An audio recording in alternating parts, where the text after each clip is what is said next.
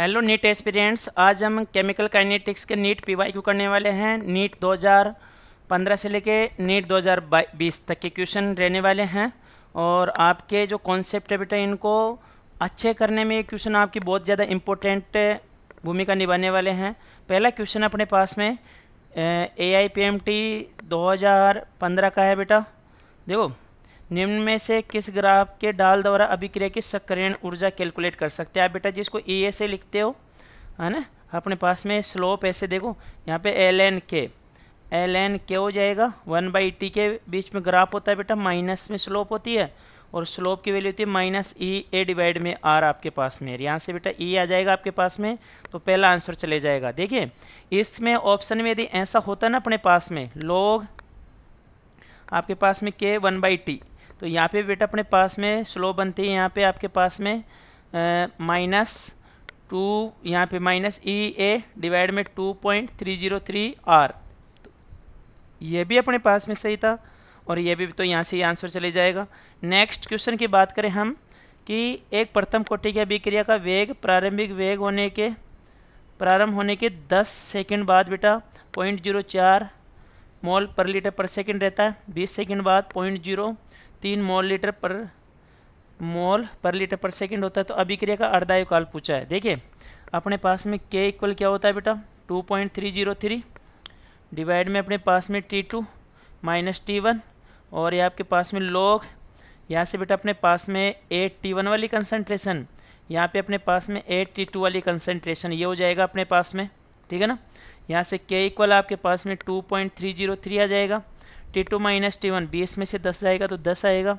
Log आपके पास में बेटा पहले वाले टी पे कितना है, 0.04 कंसनट्रेशन है, दूसरे वाले टी पे 0.03 कंसनट्रेशन है। यहाँ से आपके पास में K की वैल्यू आ जाएगी 2.303, 2.303 बटा में 10, और लॉग बेटा यहाँ से देखो ये 0.0 से 0.0 तो ख़त्म हो गए, तो लॉग 4 माइनस आपके पास में इसको लॉग 3 लिख सकते हैं बेटा।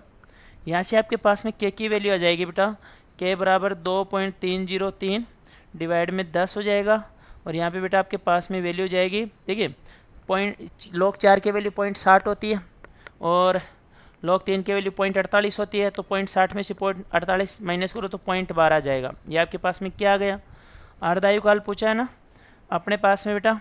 अर्धायुकाल का फॉर्मूला क्या होता है, यहाँ पे प्रथम कोटि के लिए हाफ 1/2 इक्वल 0.693 डिवाइड में K, यहाँ पे बेटा 0.693 बटा में K कितना हो जाएगा, 2.303, और गुणा में 0.12 है, गुणा में बेटा अपने पास में कितना जाएगा, 10 आ जाएगा। यहाँ से कितना हो जाएगा बेटा जी, अपने पास में 10 हो जाएगा यहाँ पे।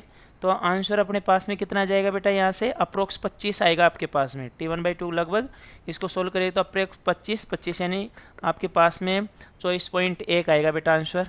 नेक्स्ट वाला क्वेश्चन है, किसी रासायनिक अभिक्रिया में उत्प्रेरक के योग से निम्नलिखित में से कौन सी मात्रा बदलती है। बेटा आपके पास में ना कभी भी आप अभिक्रिया में उत्प्रेरक के योग से ना अपने पास में बेटा सक्रियण ऊर्जा बदलती है। कौन बदलती है बेटा, सक्रियण ऊर्जा।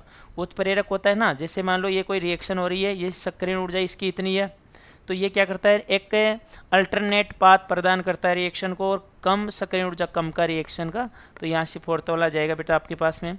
टंगस्टन पर फॉस्फेन का न्यून दाब पर अपघटन एक प्रथम कोटि अभिक्रिया। देखो, धातुओं पर जितनी भी अभिक्रिया होती है ना बेटा अपने पास में, वो 0 कोटि की होती है, बट टंगस्टन पर जो फॉस्फेन का अपने पास में न्यून दाब पर अपघटन हो रहा है ना बेटा जी, ये अपने पास में प्रथम कोटि की अभिक्रिया होती है बेटा। किसकी होती है, प्रथम की। इसका रीजन है वेग पृष्ठ के घेराव के समानुपाती होता है बेटा। किसके, पृष्ठ के घेराव के क्या होता है, समानुपाती होता है बेटा, ठीक है ना।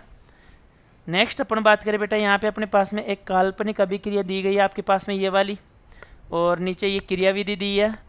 तो बेटा अपने पास में इसमें x और y के जो कुल कोटि बतानी है। देखो, कभी भी कोई अभिक्रिया देना और जटिल अभिक्रिया हो, जो 1 2 3 4 पदों में हो रही हो ना, 2 से ज़्यादा पदों में, तो उसमें धीमे पद को पकड़ो, उसके लिए R लिखो।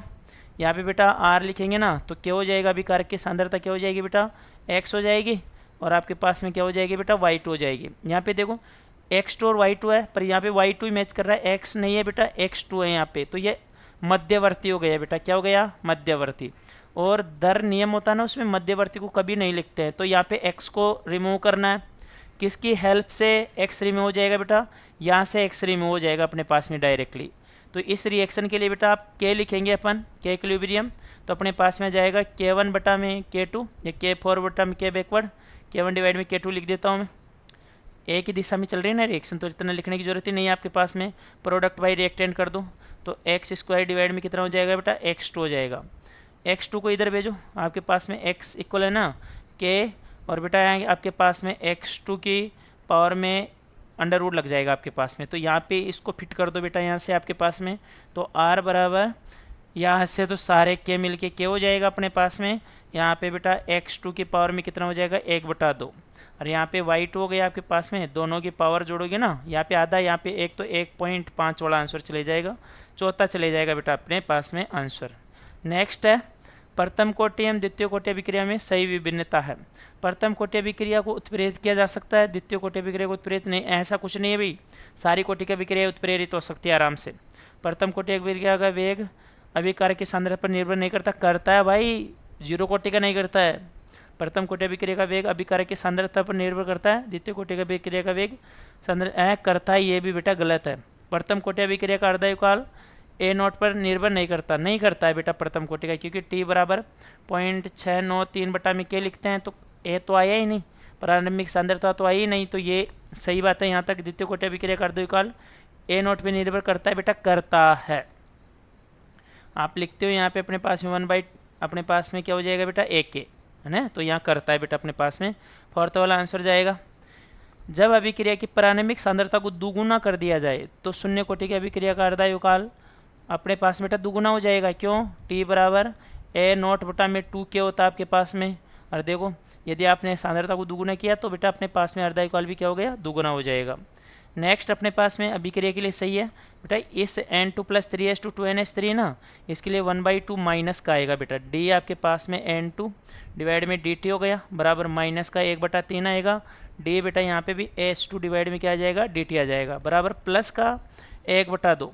D यहाँ पे आपके पास में NS3 डिवाइड में क्या आ जाएगा बेटा, dt आ जाएगा। देखो मैच करते हैं, S2 माइनस का साइन नहीं लगाया, गलत हो गया, माइनस का साइन है, S2 के 1/3 भी है, पर बेटा यहाँ देखो उत्पाद में प्लस का होना चाहिए ना, या माइनस लग रहा है, गलत है। माइनस D/2 सही है, इसका 2 ऊपर भेज रखा है, पर इसका 2 कहाँ गया, गलत है बेटा। ये देखो माइनस N2/dt बराबर में प्लस नहीं लगाओ, सही है। ये देखो यहाँ से सॉरी यार, यहाँ पे 1/2 क्यों लगाया मैंने, ये भी देखो आपके पास में मैच कर रहा है बेटा दोनों, ये बराबर कर रखा फोर्थ वाले ऑप्शन में, तो अपने पास में बेटा यहाँ पे कौन सा जाएगा, फोर्थ वाला आंसर जाएगा। नेक्स्ट क्वेश्चन, प्रथम कोटि अभिक्रिया के लिए वेग नियतांक क्या है, तो अभिक्रिया के 90% पूर्ण होने के लिए कितना समय लगेगा। T बराबर 2.303 बटा में के लोग बेटा परसेंटेज की रिएक्शन होती है तो 100 बटा में आपके पास में 100 माइनस 99। T बराबर 2.303 बटा में के लोग बेटा 10⁻², 2 आगे कूद के आ जाएगी। T बराबर 2.303 बटा में के 2 कूद के आ गया, लोग 10 की वैल्यू 1 हो जाएगी, गुणा करो 6064 पॉइंट में के, ये आंसर आ जाएगा फोर्थ वाला आपके पास में। नेक्स्ट क्वेश्चन है बेटा अपने पास में नीट 2020 का, किसी अभिक्रिया के अभिकारकों की सांद्रता में वृद्धि से परिवर्तन होगा। बेटा अभिकारकों की सांद्रता परिवर्तित करते हैं ना, तो जेड की वैल्यू संगत, मतलब आपके पास में संगत आवृत्ति, टक्करों की आवृत्ति बढ़ती है बेटा, चेंज होती है, तो आपके पास में यहाँ पे सेकंड वाला आंसर चले जाएगा।